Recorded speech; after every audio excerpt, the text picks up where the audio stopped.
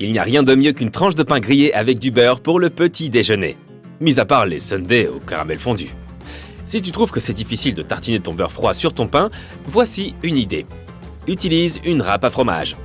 Mets de côté la quantité de beurre dont tu as besoin et râpe-le. De cette façon, la quantité de beurre nécessaire se ramollira et il sera plus facile à tartiner. Mais quand même, le caramel fondu. Il existe des pâtes sèches de différentes formes et de différentes tailles pour une raison. Chaque type de pâte se marie à la perfection avec un certain type de sauce. Les conchiglioni, par exemple, sont parfaits avec une sauce plus dense et épaisse. Pourquoi ? Parce que la sauce entre dans les coquillages et rend ainsi le plat plus facile à servir. Les rayures sur les surfaces des pâtes permettent de retenir la sauce. Si jamais tu brûles tes biscuits, et zut, tu peux les récupérer avec ta bien-aimée râpe à fromage. Il suffit de râper les parties brûlées une fois les biscuits enlevés de la plaque du four. Mais attention, attends qu'ils aient refroidi. Si jamais en enlevant la partie brûlée tu les abîmes un peu, il suffit de les tremper dans du chocolat fondu. Une fois que le chocolat durcit, tu auras des biscuits parfaits. Mais soyons honnêtes, est-ce que la forme du biscuit a vraiment de l'importance au moment de la dégustation ? Je dis ça, je dis rien. Si tu fais des sandwichs avec plein d'ingrédients, mais que tu ne veux pas que le pain ne se ramollisse, il existe une technique pour éviter que cela se produise. Prends les tomates ou les concombres que tu veux mettre dans ton sandwich et place-les entre deux serviettes en papier pendant 5 minutes. Voilà, tu peux les mettre dans le pain. Assure-toi de tartiner le beurre, le fromage ou les sauces comme la mayo ou le ketchup en premier sur le pain. Cela va en quelque sorte sceller le pain et éviter qu'il ne ramollisse. Certaines personnes pensent qu'il faut enlever ce petit filament blanc qui se trouve à côté du jaune d'œuf avant de le cuire. Je suis là pour te dire que ces filaments s'appellent des chalases. Et il n'y a pas besoin de s'en débarrasser. Ils sont là pour tenir le jaune en place au centre de l'œuf. Les chalases n'ont pas d'incidence sur la consistance et le goût de ta nourriture. C'est toi qui vois si tu veux les enlever ou non. Tu as déjà remarqué que les briques du jus ont 2 languettes sur les côtés ? Ce sont en réalité des poignées. Les fabricants ont conçu ces briques de cette façon pour que nous puissions les manipuler plus facilement, sans les écraser et faire sortir le jus. Pas besoin d'être un chef étoilé pour savoir que tu peux utiliser du sucre blanc ou de la cassonade dans toutes tes recettes. Tu t'es déjà demandé quelle était la différence entre les deux ? Il s'avère que la seule chose qui les différencie est le mode de production. On ajoute une petite quantité de mélasse dans la cassonade. La mélasse est une sorte de sirop obtenu lors de la transformation de la canne à sucre. C'est ce qui est enlevé en cours de raffinage. C'est de cette façon qu'est produit le sucre blanc. Mais si une certaine quantité de mélasse reste dans le produit final, on obtient de la cassonade.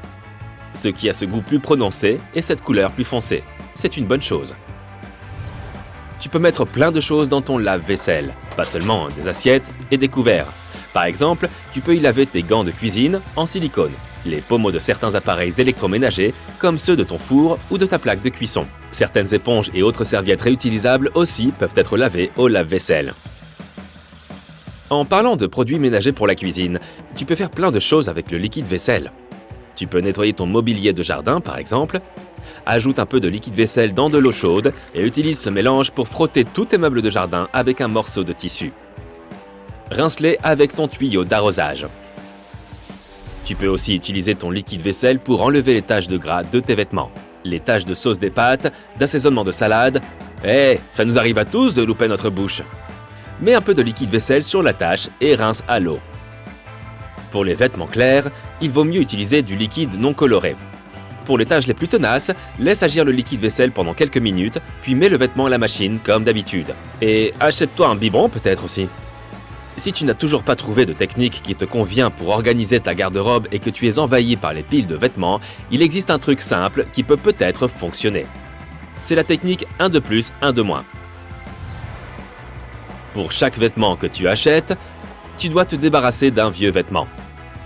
Tu désencombreras régulièrement ton armoire. Pour trouver les choses plus facilement, bonne chance, laisse les vêtements que tu utilises le plus souvent au niveau de tes yeux. Tu pourras les trouver plus facilement et les sortir de l'armoire rapidement. Les vêtements que tu utilises moins souvent, comme les vêtements de soirée par exemple, peuvent être rangés sous ou au-dessus du niveau de tes yeux. les vieilles boîtes en étain peuvent se révéler très utiles.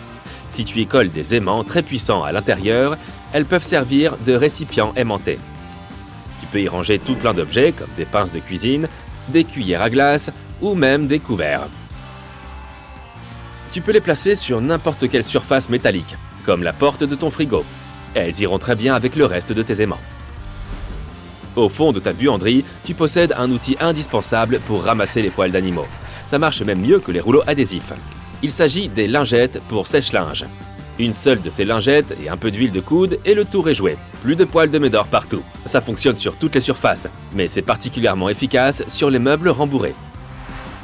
Si tu ne veux pas que tes portes grincent à chaque fois que tu entres dans une pièce, prends une savonnette et frotte-la directement sur les charnières. Ça ne fonctionne que quelques temps par contre, mais ça fera l'affaire jusqu'à ce que tu ailles dans un magasin de bricolage. Pour acheter du lubrifiant par exemple ? Tu as déjà remarqué que dans certains ascenseurs, il y a une étoile à côté de tel ou tel étage. Et non, ce n'est pas fait pour indiquer l'étage de mon bureau. Elle sert à indiquer la sortie la plus proche, et elle n'est pas toujours au premier étage. Elle est plutôt à l'étage le plus proche de la rue. Tu t'es déjà demandé pourquoi les panneaux stop sont rouges ? Il y a quelque temps, il n'y avait pas de couleur spécifique. Avant 1920, il n'y avait même pas de forme standard. En 1922, quelqu'un a eu l'idée d'imposer l'octogone. Mais au départ, ces panneaux étaient jaunes. Le rouge pâlissait trop vite à cause de l'exposition au soleil. Le jaune était la meilleure option. Ce n'est que 30 ans après que la peinture émail plus résistante a été inventée. C'est alors que la couleur des panneaux stop est devenue rouge. Après tout, c'est la meilleure couleur si l'on veut que quelque chose se repère facilement. Savais-tu qu'il existe une typologie de rosier qui pousse plus haut qu'un homme ? Selon le Guinness des records, le plus haut rosier qui ait jamais existé se trouve à Vienne. Et il mesure plus de 8,50 m de haut. Oui, ce rosier a osé. Comme nos empreintes digitales qui sont uniques, il n'existe pas deux tigres avec les mêmes rayures. C'est comme ça que les personnes qui travaillent avec ces gros félins les distinguent les uns des autres. Je parie que tu ne savais pas que la Maison Blanche a son propre fleuriste au sous-sol. Ce commerce s'occupe des ornements pour tous les événements organisés à la Maison Blanche.